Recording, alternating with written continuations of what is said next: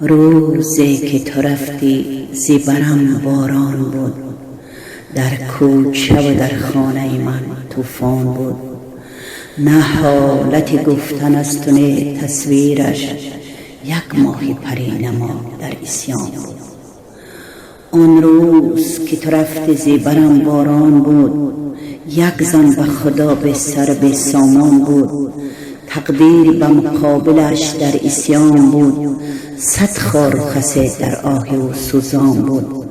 در بحر و کنارها صد طوفان بود، بالای سرش تفنگ هم سینان بود. گردون به سرش چو کاسه گردان بود، اشک سر نیشه‌اش ناوردان بود. از فطرت و هم متانت این زن باز، صد بیت و غزل کتیبه در کیهان بود.